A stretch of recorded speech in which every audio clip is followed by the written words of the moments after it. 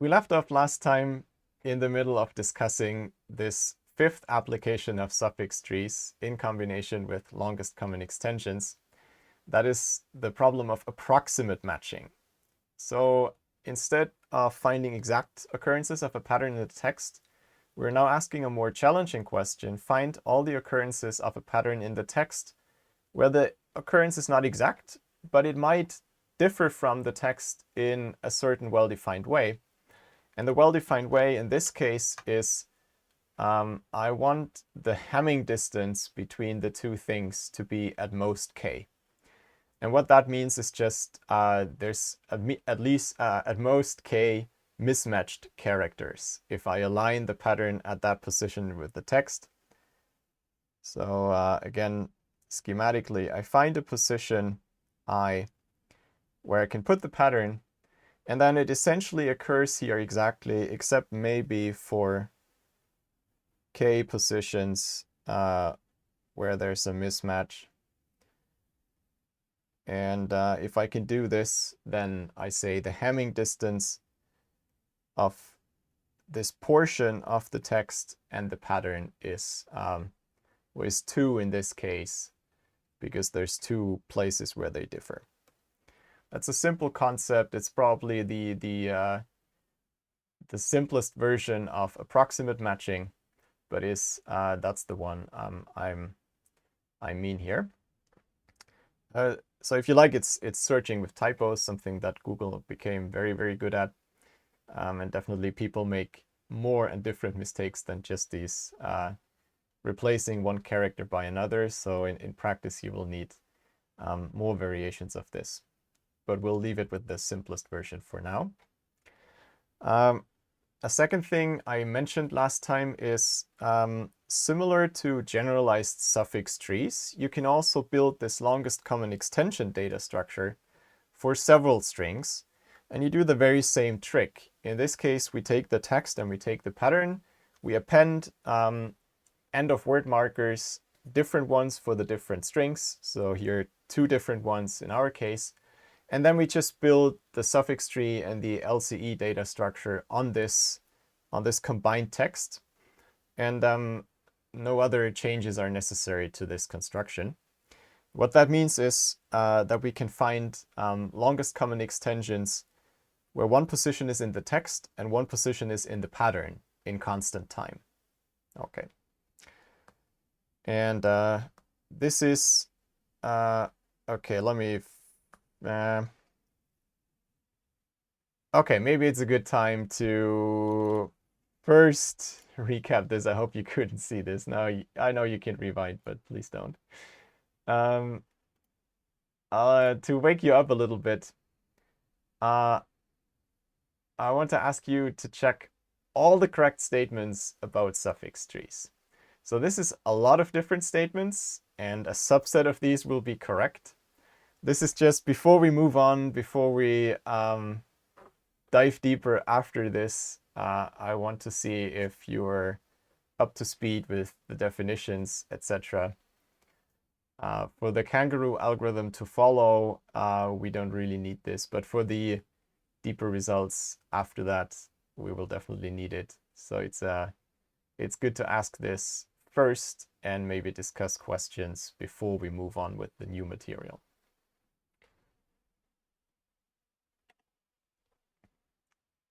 As always, I'd like to see our 25 people roughly vote.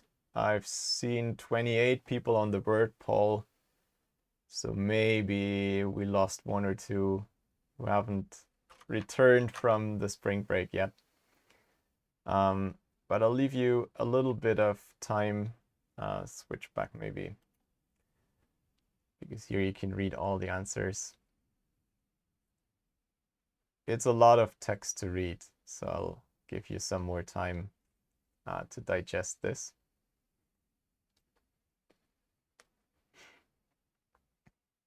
Okay, we have 25 votes. Thanks. So I'll show you your results. And I should probably lock the voting now. most people remembered correctly that we have to attach this end of word marker. This one's an interesting one, and this has to do with this answer. The suffix tree is a compact trie of all the suffixes and not a standard trie. Standard trie is the one where also the unary chains of nodes are represented as nodes. And you might remember there we had an example where essentially you need a quadratic number of these nodes for the standard trie. But the compact trie always has linear size. Because it's a tree with all internal nodes having at least 2 children. And we have n or n plus 1 leaves. We'll come to that. And so the number of internal nodes is at most n. It's therefore the size of the suffix tree is always linear. The quadratic is only for the standard trie. Yeah, most people get this. We don't have to store a copy of the suffix in the leaves. It's enough to store the text somewhere separately and then just store a starting index of the suffix in the leaves. The naive construction is slow. That's correct. It takes quadratic time because, in the worst case, well, we have to walk down the tree. It depends what you mean by naive construction. What I meant by it is take the trie, insert all the suffixes one after each other. Then each insertion takes time proportional to the length of this suffix in the worst case, and that adds up to quadratic in total. But it is true that we can do better. We can compute it in linear time. We haven't seen that yet, but you have seen the claim. And the last answer is almost correct, but not quite. It has n plus 1 leaves because we added this end of word marker. All right. Thanks for voting. So here again, the answer is for the record. If there are questions about this, please shoot them up in the Q&A now. That's a good point to clarify if there's anything unclear about this. We will build on this, but keep the pictures in mind. The details of n and n plus 1 are usually not that important, but of course we have to define it precisely so that we know what we're talking about. Okay, good. So now that we all remember and know what suffix trees look like, let's move on. We were in the middle of this application. We want to find the approximate matches of a pattern in a text. And what we have is this magic black box that tells us if I have a position in the text and another position in the pattern, what is the longest extension, the longest common extension at these 2 positions, and it can do that in constant time.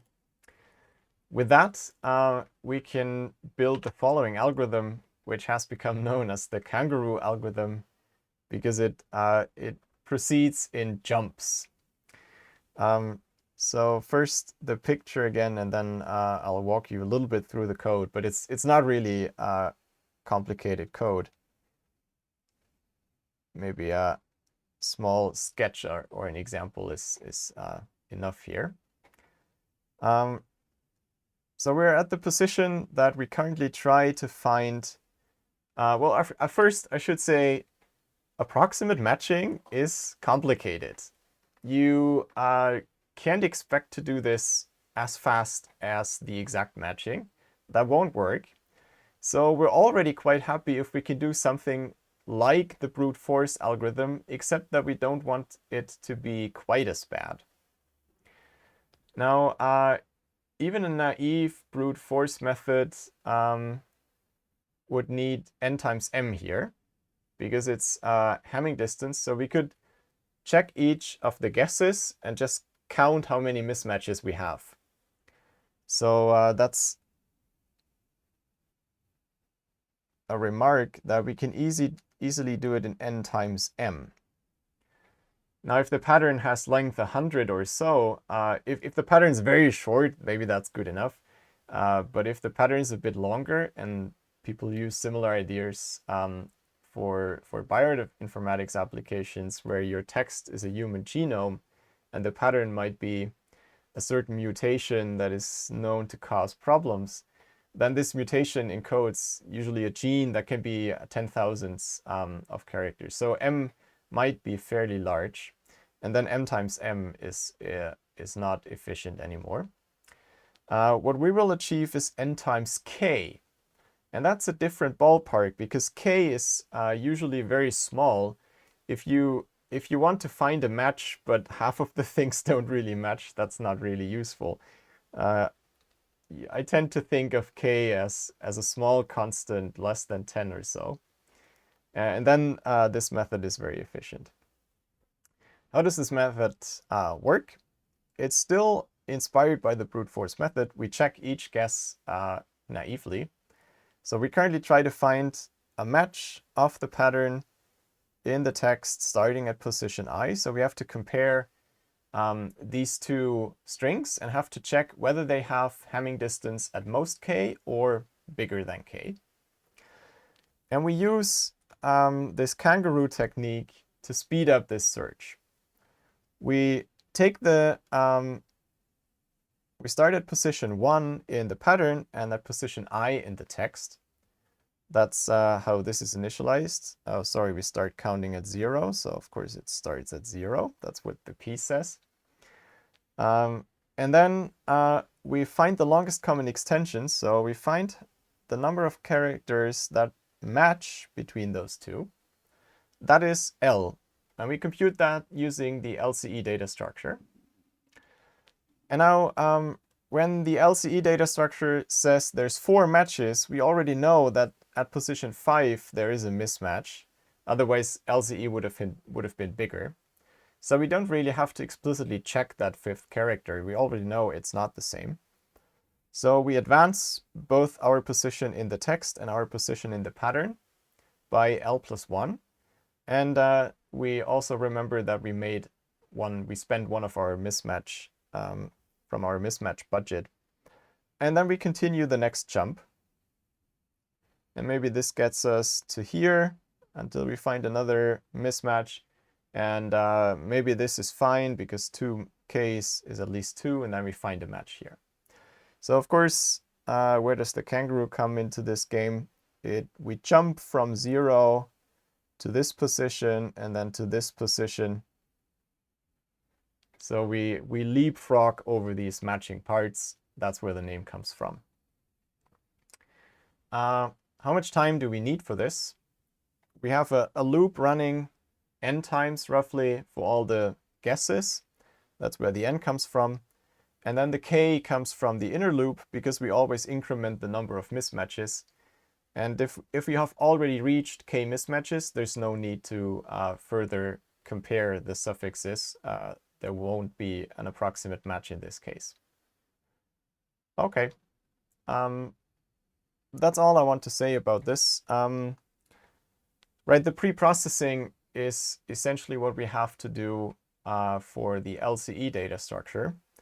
So behind this innocent term is construct the suffix tree for the generalized suffix tree for the two strings, text and pattern, compute the constant time LCA data structure on top of that. Those two together make this longest common extension black box that's used here. So this pre-processing is linear in the size of text and pattern. But of course, it's quite a complicated algorithm that's going on behind the scenes there. Some remarks. So this is a fairly simple algorithm. People found ways to substantially improve over this.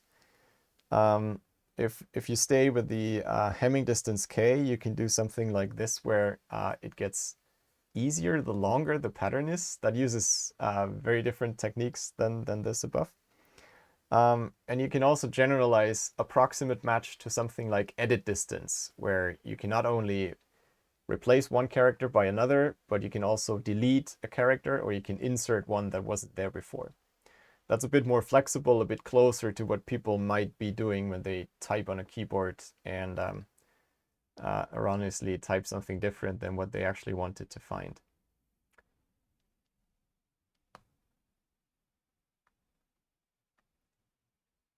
And a last little application is what we've seen with the kangaroo algorithm can also be used for matching with wildcards. So in a very simple way, here a wildcard, this is not like in Unix, the star matches a single character here.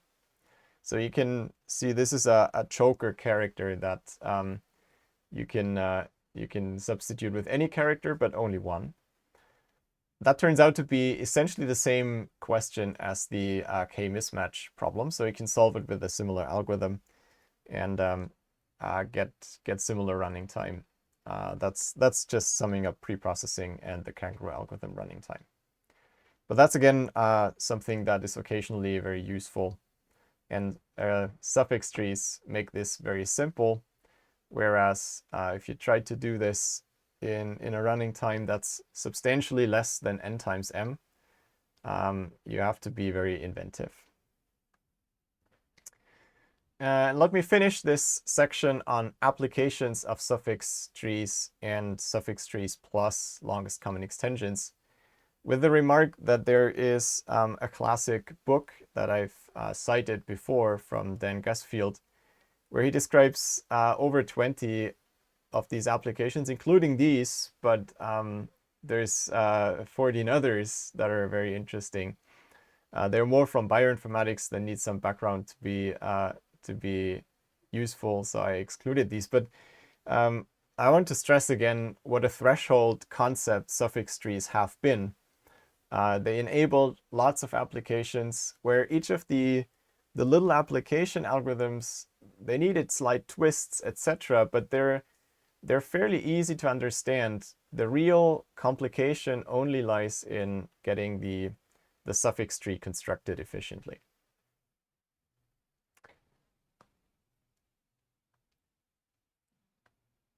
Okay, that brings me to the discussion of suffix trees as we've seen them so far. I've already made this advertisement. It was a great leap forward. They can be constructed in essentially the same time and space as storing the text or reading the text itself. Really remarkable. But they do have some downsides, and this is what we will work on next. First of all, the construction, it is linear time, but it's actually a substantial overhead in the sense that there is a constant attached to it. It's not the same time as reading the text once. It's the same time as reading the text 1,000 times, maybe. Maybe 1,000 is already exaggerating, but it's a substantial overhead. And people have worked hard to reduce that overhead. Also, the construction methods that directly construct the suffix tree in linear time are fairly complicated, both to understand and to implement. And the last point, which might be the strongest from a theoretical perspective, from a practical perspective, is that suffix trees need a lot of space. Again, they are linear in the size of the text, but there is a constant attached to it.